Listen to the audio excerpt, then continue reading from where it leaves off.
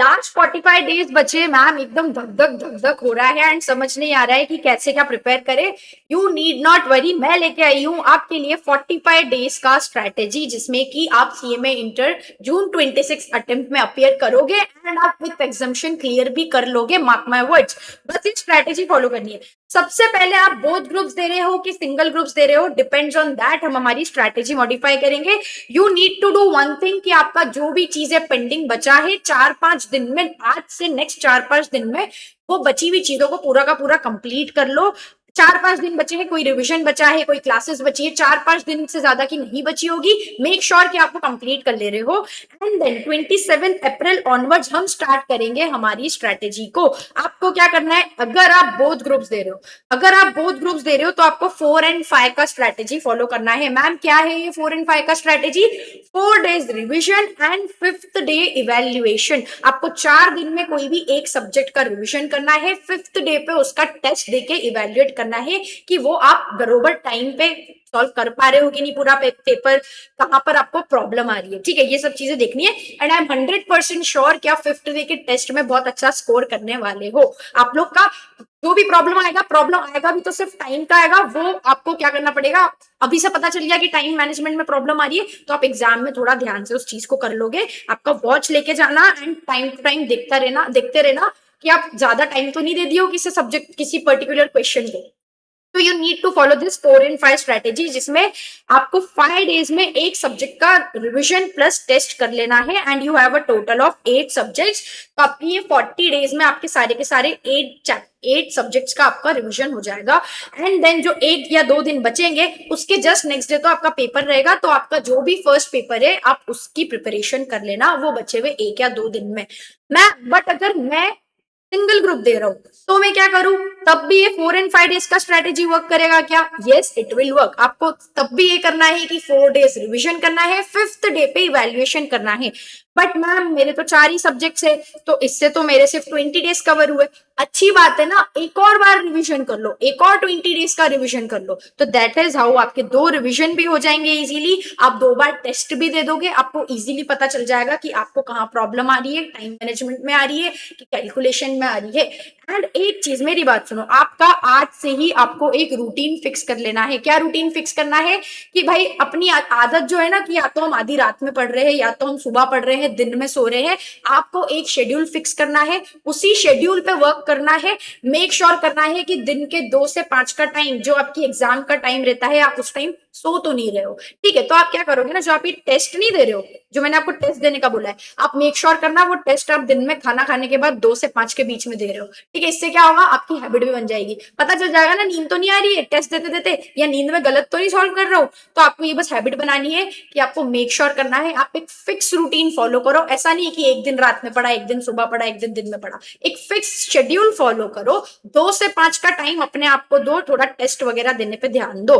ठीक है, आपको अब क्या करना है, आज से आप कोई भी न्यू मटेरियल रेफर नहीं करोगे। आज तक आपने जिस बुक से पढ़ा है, जिसमें इतनी सारी मार्किंग करी है, हाईलाइटिंग करी है, आपको वही बुक रेफर करना है। कोई न्यू बुक लाओगे तो प्रॉब्लम आएगी। मैम क्यों प्रॉब्लम आएगी? अगर कोई मुझे समरी बुक दे रहा है, तो समरी बुक है, बहुत ही ज्यादा समराइज वर्जन है, ठीक है, एक बार के लिए रिविजन के लिए रख लो, लेकिन आप जिस बुक से अब तक पढ़ते आए हो उसी बुक को रेफर करो, क्योंकि एक पिक्टोरियल मेमोरी होती है। आपको पता है लिटरली एग्जाम में याद आता है कि ये कंसेप्ट मैंने इस बुक के लेफ्ट साइड में ऊपर पढ़ा था, वहां पर ये इमेज बना हुआ था। तो वो पिक्टोरियल मेमोरी के लिए आपको क्या करना पड़ेगा, आप जो रिसोर्स अब तक के यूज करे हो उसी रिसोर्स को यूज करके रिवीजन करना है। आपको लगता है कि मैम मुझे सब कुछ नहीं पढ़ना है, मुझे लगता है कि अगर मैंने सब कुछ पढ़ा तो मिस हो जाएगा, कोई बात नहीं, एबीसी एनालिसिस यूज कर लो। एबीसी एनालिसिस से आपके कंसेप्ट डिसाइड कर लो क्या पढ़ना है, क्या लेस इंपॉर्टेंट है, तो मैं शायद छोड़ सकता हूं ताकि मिस ना हो।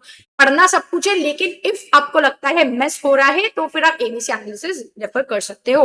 टेस्ट आपको दिन के टाइम में देना है। एंड मैं एक न्यूज बता दूं, एक गुड न्यूज बता दूं कि एकत्वम फॉर सीएमए आपके लिए लेकर आ रहा है CMA inter group 1 and group 2 दोनों की ही free test series. Yes yes yes, free test series. Ma'am कैसे क्या पता चलेगा, कहां से अप्लाई कर सकते हैं? For this you will have to be connected with Ekatvam for CMA के सारे सोशल मीडिया प्लेटफॉर्म। यस, एक दो दिन में ये न्यूज आने वाली है, आपको सारी डिटेल्स मिल जाएगी। आप कहां से ये फॉर्म फिल करोगे, कैसे अप्लाई करोगे, टेस्ट सीरीज कहां पर आएगी, इवेल्युएशन कैसा होगा, you will get every knowledge. आपको सिर्फ एकत्वम फॉर सीएमए से स्टे कनेक्टेड रहना है। टेस्ट की बात हो गई, देन मैंने बोल दिया आपको, आपको कंसिस्टेंटली आपका एक ही शेड्यूल फॉलो करना है। एक चीज और, मैम डाउट्स वगैरह आ रहे हैं, देखो अब ये टाइम नहीं बचा है कि डाउट्स आया है तो मैं मेरे फ्रेंड से, या तो आप आपके फ्रेंड से डिस्कस कर लो, या तो प्लीज एटलीस्ट एक मेल या फिर कुछ तो ड्रॉप कर दो आपकी फैकल्टी को। You can ask all the doubts to us, एस मुझसे पूछ सकते हो आस्क सिमरन मैम पे @gmail.com पे, प्रणय सर से पूछ सकते हो आस्क प्रणय सर @gmail.com पे, एंड रिस्पेक्टिव फैकल्टी के आप रिस्पेक्टिव मेल आईडीज यूज करके डाउट्स पूछ सकते हो। आपको आज से क्या करना है, कुछ भी डाउट आया, आप ऐसा नहीं कर सकते कि यार मुझे डाउट आया है लेकिन मुझे ये कम इंपॉर्टेंट लग रहा है, जाने दो, इग्नोर करो। कभी भी एग्जाम में फट के आ सकता है वो, तो आप एटलीस्ट एक मेल या फिर मैसेज तो ड्रॉप कर ही दो फैकल्टीज को कि मुझे ये डाउट है। अगर वो एग्जाम में आ गया तो अगर आपने वो मेल रीड किया है ना, लिटरली आपको वो क्लिक होगा कि यार मैंने डाउट पूछा था, ये इसका ये रिप्लाई आया था फैकल्टी का, एंड मुझे आंसर ऐसे लिखना है एग्जाम में। तो आपके जो भी डाउट्स है वो अनक्लेरिफाइड मत छोड़ना, मत छोड़ना। जो भी डाउट है, छोटे से छोटा डाउट भी है, प्लीज प्लीज प्लीज पूछ लेना। Ask as many doubts as possible.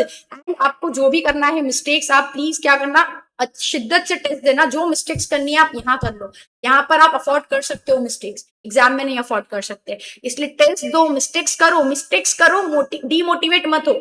In fact आप ना आपका माइंडसेट बना लो कि मैं टेस्ट दे ही इसलिए रहा हूं ताकि मैं मिस्टेक्स करूं, ताकि मैं यहाँ ही मिस्टेक्स कर लूं, लेकिन मिस्टेक करने के बाद मिस्टेक आइडेंटिफाई भी करूं एंड एग्जाम में वो मिस्टेक ना, ये आपका माइंडसेट होना चाहिए। आप अगर कोई मिस्टेक कर रहे हो टेस्ट पेपर में, मार्क्स कम हो रहे हैं, डीमोटिवेट नहीं होना है, बिकॉज हमारा पर्पस ये था कि हम लोग मिस्टेक करें टेस्ट पेपर में, क्योंकि करेंगे तभी तो आइडेंटिफाई होगी, और एग्जाम में नहीं करेंगे।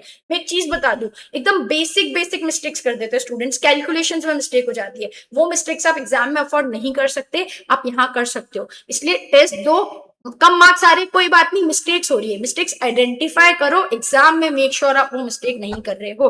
क्या आप ये सब करोगे मेरे लिए?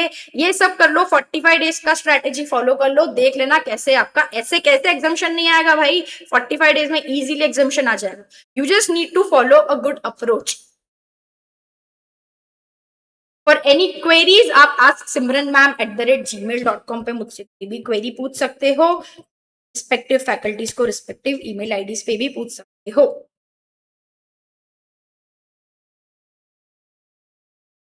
एंड द मोस्ट इंपॉर्टेंट, आपकी एकत्वम फॉर सीएमए जो ग्रुप 1 एंड ग्रुप 2 की फ्री टेस्ट सीरीज लेकर आ रहा है, stay connected for that. And जैसे ही आपकी वो न्यूज आए, please apply apply apply, test series के लिए अप्लाई कर लो। आपको सब कुछ, ये जो टेस्ट का काम है इजीली हो जाएगा, आपका जो 5th डे टेस्ट है वो इजीली आप अच्छे से दे पाओगे। Just stay connected with all the platforms of Ekatvam for CMA. Thank you so much.